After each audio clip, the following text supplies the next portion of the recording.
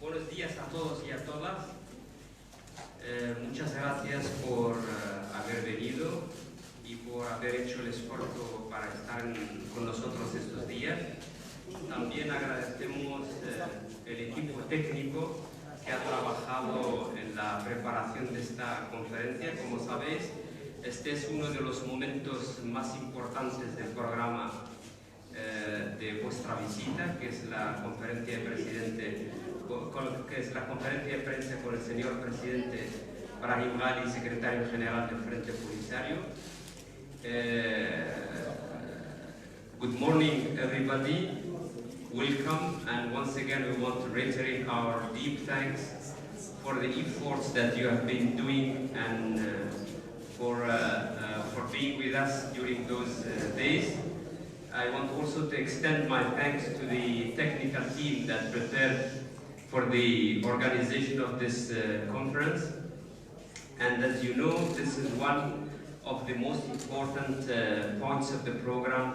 That is the press conference of the President of the Sahrawi Republic and the Secretary General of the Polisario Front, His Excellency Brahim Ghali. Bonjour à toutes et à tous, vous êtes encore les bienvenus. On vous remercie pour avoir fait l'effort de se déplacer, mais aussi d'être parmi nous pendant ce jour de festivités pour la journée de l'Union nationale. J'aimerais bien aussi remercier l'équipe technique qui a veillé pour réunir les bonnes conditions pour cette conférence de presse. Et comme vous savez, ça c'est l'événement le plus important, qui est la conférence de presse de notre président et secrétaire général du Front Polisario. Donc sans s'attarder beaucoup, je laisse la parole au président pour qu'il commence à vous adresser. Merci beaucoup.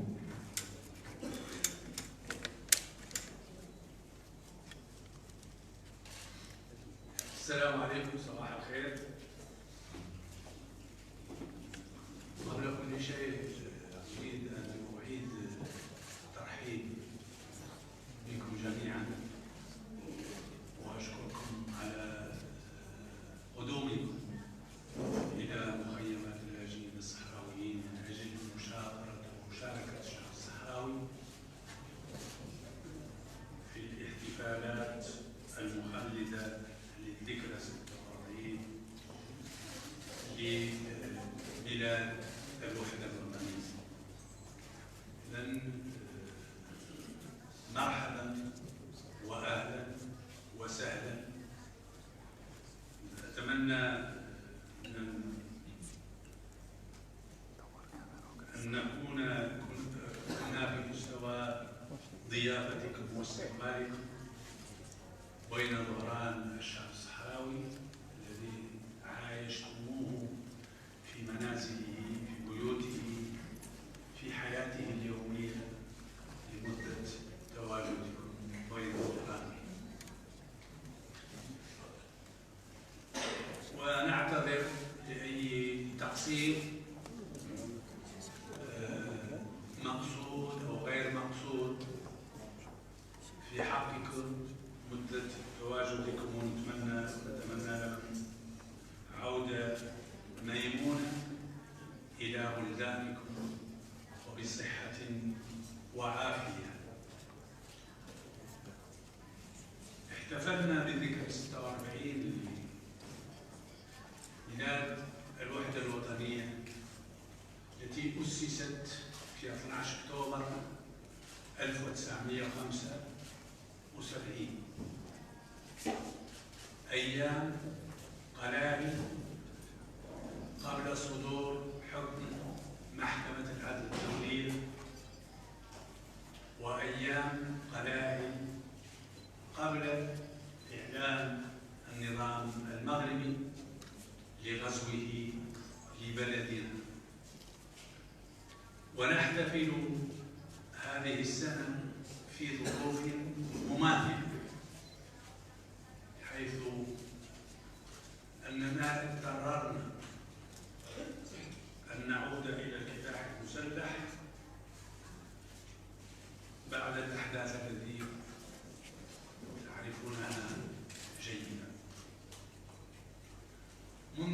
2019 بعد استقالة المبعوث الشخصي للأمين العام الرئيس الأسبق لألمانيا،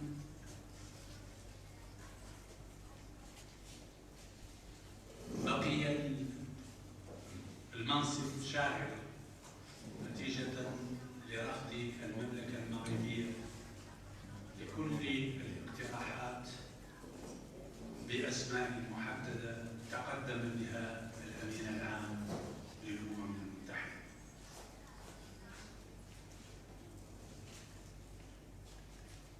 غياب تخللته أحداث بالغة الخطورة سنتطرق لها في حينها، لكن اليوم وبعد تعيين دي مستورة مبعوثا شخصيا للأمين العام للأمم المتحدة، يتساءل الجميع ما هي فرصة نجاحه في مهمة الوزارة. أولا نأخذ علما بالتعيين كما أعلنا ذلك في بياننا، وقد قبلناه بالفعل منذ أبريل من هذه السنة عندما تقدم الأمين العام باسمه إلى الطرفين ورفضه الطرف الآخر لمدة حوالي 6 أشهر من الرفض كعادتي.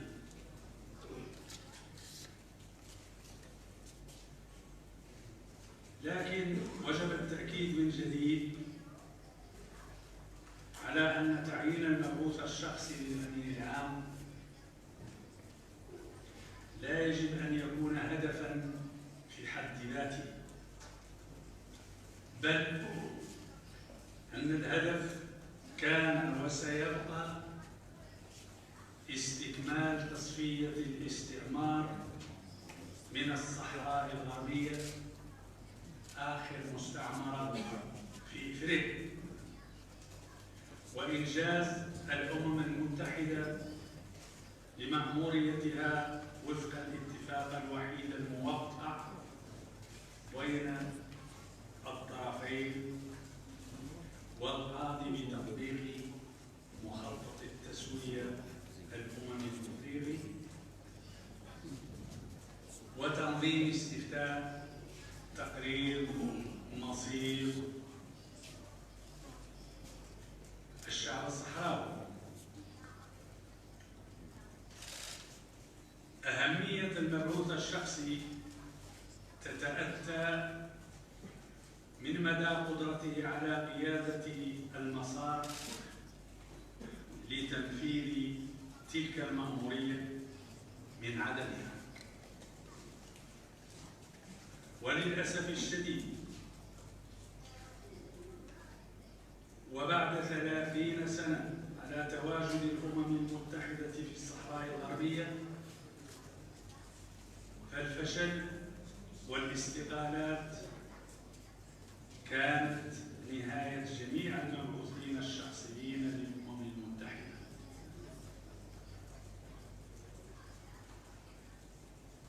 لا داعي للاحتفال بتعيين مبعوث شخصي للأمين العام كما هو الحال في بعض العواصم الدولية،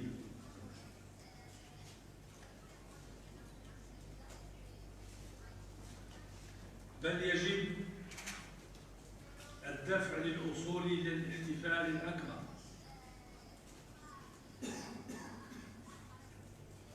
والمنتظر والمتوقع منذ 30 سنة، ألا وهو تصفية الاستعمار من الصحراء الغربية، وأكيد آخر مستعمرة في القارة الإفريقية. دي مستورة شخصية دولية مرموقة ذات سمعة طيبة وقدرات مشهورة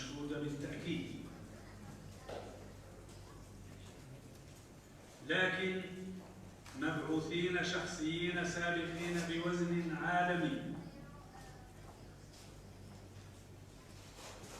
ابتداء من جيمس بيكر وانتهاء بهورست كوهلر، تعاقبوا على الملف وانتهوا إلى نفس المصير.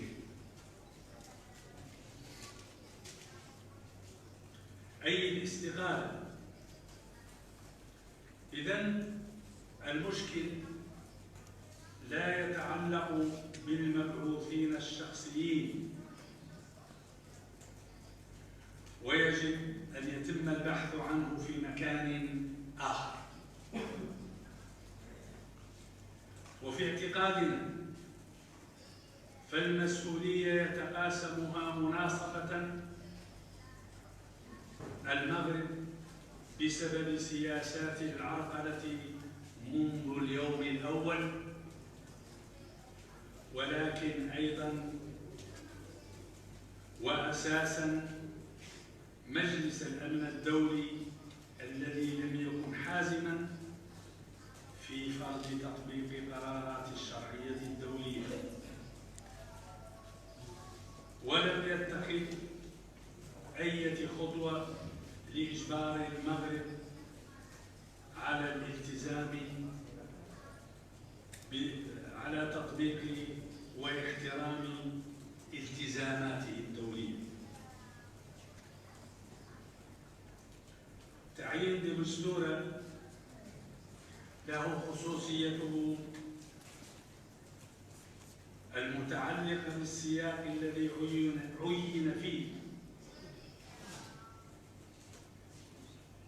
ألا وهو انهيار المسار ووقف إطلاق النار واستئناف الكفاح المسلح منذ 13 نوفمبر 2020. وبالتالي وجود وضعية جديدة مختلفة جملة وتفصيلا عن ما قبل ذلك، وضعية جديدة تتطلب تعاملا جديدا من طرف مجلس الأمن الدولي لتصحيح الخلل الذي أنتج فشلا لمدة 30 سنة وقاد إلى عودة الحرب، وعلى ذلك يتوقف نجاحه.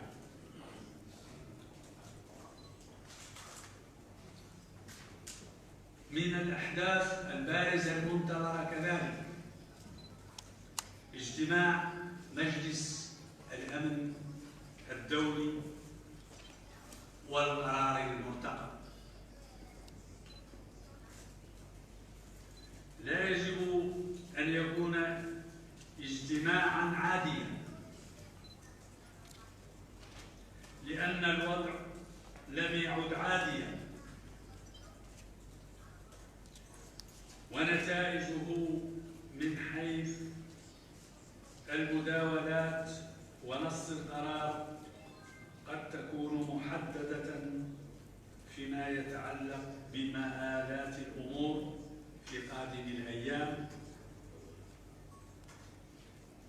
مجلس الأمن الدولي يجب أن يكون واعياً ليس بأن الوضع جديد ومختلف عما مضى فحسب، لكن بخطورته البالغة أيضاً. المقاربة التي كان يتبناها المجلس طيلة العقدين الأخيرين خاصة تتأسس حول تسيير النزاع بدلاً من حله. تلك المقاربة استغلها المغرب لتحييد المسار عن سكته الأصلية، وغدت روح الغطرسة والتعنت والإحساس بالانفلات من العقاب، وهو ما شجعه على نسف وقف إطلاق النار بكل وقاحة، وبالتالي إنتاج الوضعية الحالية. توهم إمكانية العودة إلى المربع السابق، وكأن شيئا لم يكن يعتبر خطأ جسيما وسوء تقدير شنيع. نحن مستعدون للتفاوض ونتطلع إلى السلام العادل والدائم، ونحن أكثر المستفيدين من ذلك والمتضررين من الحرب في الوقت ذاته، لكن استعدادنا للتضحية بكل غال ونفيس من أجل فرض احترام إرادة شعبنا وتمكينه من حقه غير القابل للتصرف في تقرير المصير والاستقلال لا يضاهيه شيء. ليس من المعقول على الإطلاق تصور استخدام الأساليب القديمة وتوقع نتائج مختلفة. لا بد من أن يتحمل مجلس الأمن الدولي مسؤوليته كاملة، وهذا هو مربط الفرس.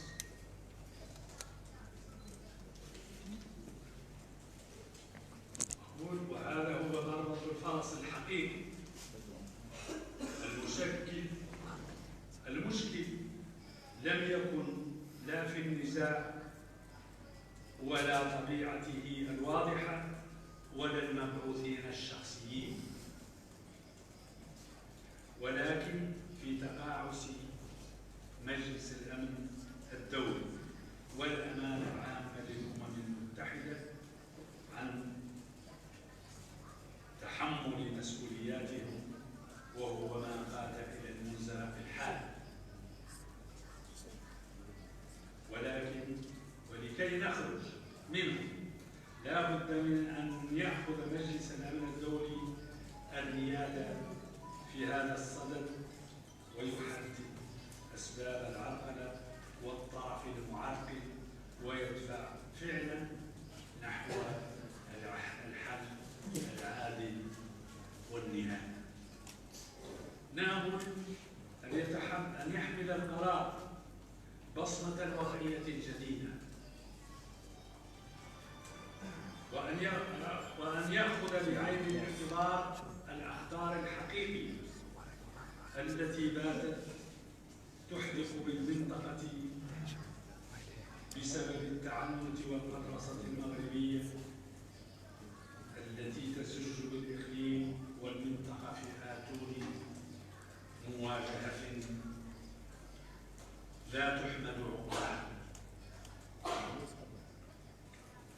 تحرير القرارات بنفس اللغة الغامضة والمضامين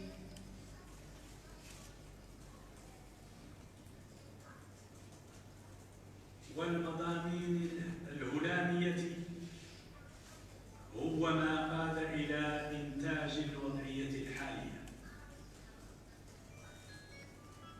حان وقت إعادة قطار التسوية إلى سكته الحقيقية وبشكل واضح، وإلا فإن تدهور الوضعية سيكون سيد الموقف للأسف الشديد.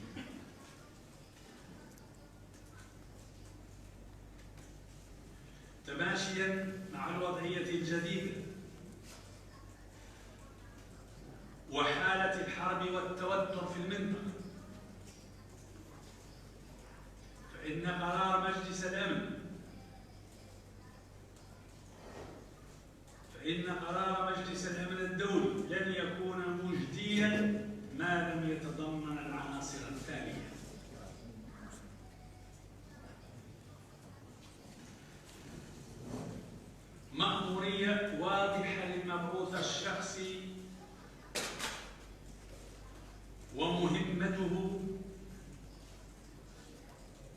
المحددة أصلا، ألا وهي استكمال تصفية الاستعمار من الإقليم وتنظيم استفتاء دون تأخير.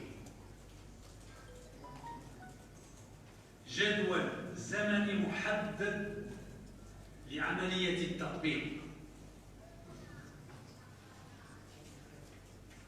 فلا أحد يستعد لقبول جدول مفتوح قد يقود إلى 30 سنة أخرى من الانتظار. وثالثاً، ضمانات قوية من طرف مجلس الأمن لتشجيع الطرفين على الانخراط في العملية.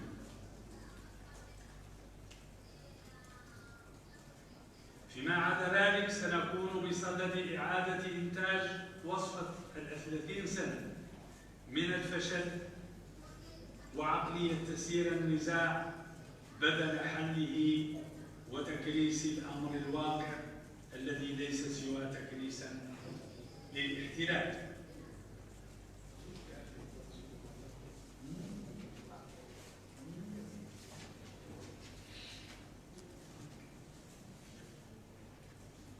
الانشغال الثالث لدى الرأي العام الوطني والدولي ما تعلق بوقف إطلاق النار واحتمال العودة إليه.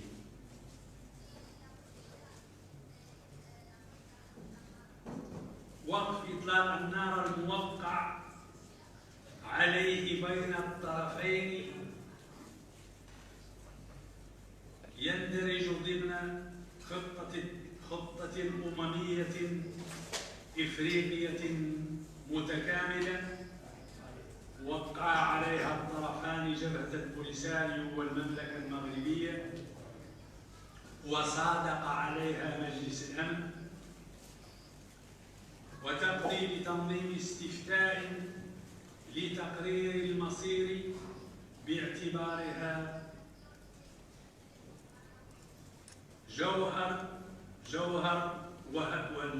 هي الجوهر والهدف الرئيسي لمخطط التسوية الأصلي والمجهودات الأممية الإفريقية.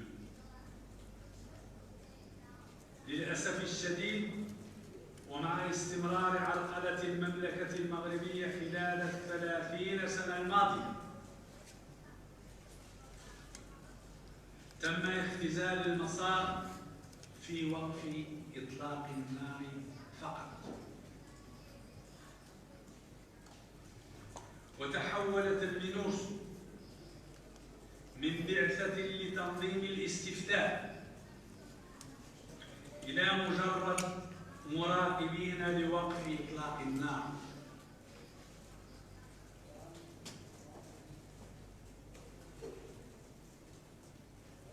وتحولت المينوسو قلت من بعثة لتنظيم الاستفتاء إلى مجرد مراقبين لوقف إطلاق النار.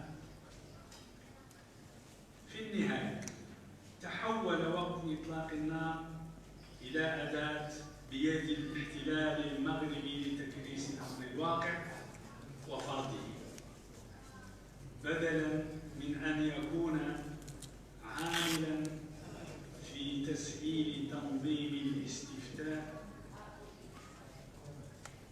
أصبح عاملاً في تأجيل الحل العادل.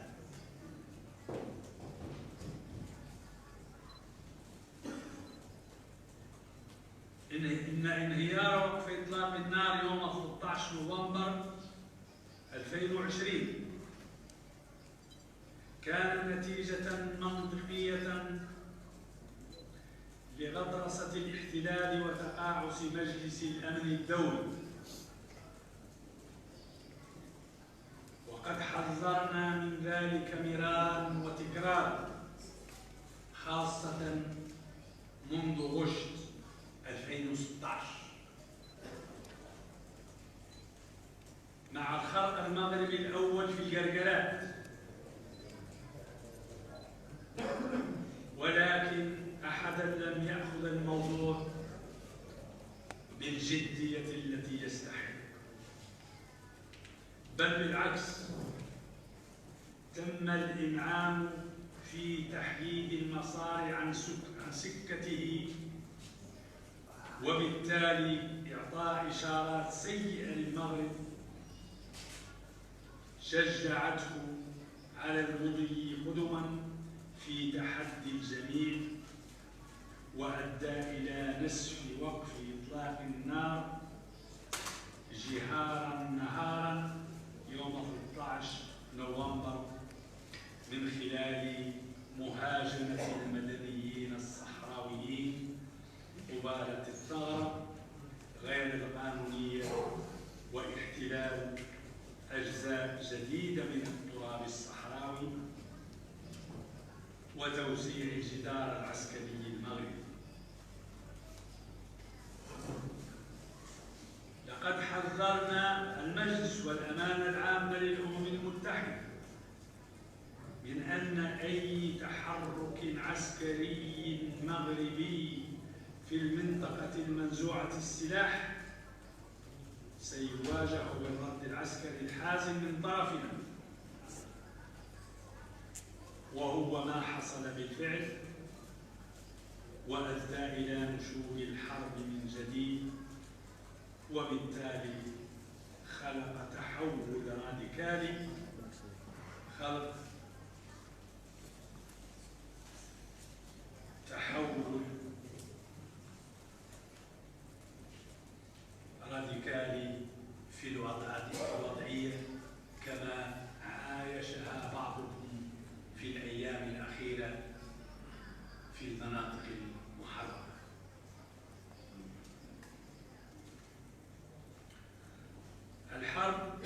الحرب ليست خيارا بالنسبة لنا، لم تكن قط هدفا من أهداف الشعب الصحراوي الذي لم يعتدي أبدا على جار مهما كانت الظروف،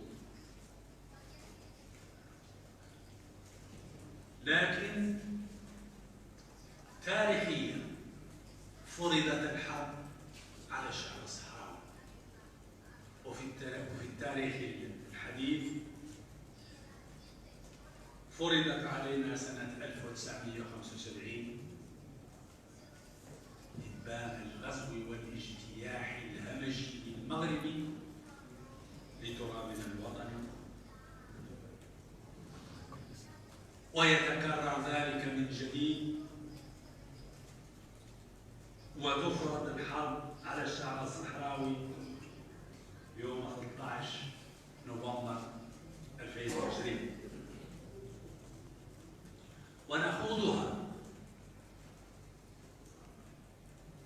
ونخوضها في إطار حق الدفاع عن النفس، وفي إطار القانون الدولي.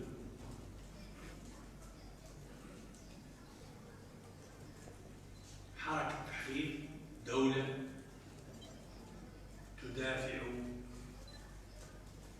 عن حق شعبها في الوجود، حق شعبها في الحرية، في الاستقلال، في التمتع بوطنه سيد كبقية شعوب العالم. وسنواصل خوضها حتى تزول الأسباب التي أدت لها، وهي سببان رئيسيان: الأول وهو الأهم يتعلق بالاحتلال كواقع، احتلال النظام المغربي التوسعي الظالم لأجزاء من وطننا الحبيب. والثاني يتعلق بشكل تعاطي المجتمع الدولي ممثلا في مجلس الأمن والأمانة العامة مع القضية خلال السنوات الأخيرة. ليس هناك تناقض بين التفاوض ومواصلة الكفاح المسلح وتجارب الثورات عبر التاريخ واضحة في هذا الصدد. كما نؤكد في هذا السياق على موقف مجلس السلم والأمن الإفريقي في قراره الصادر في شهر مارس من هذه السنة، والذي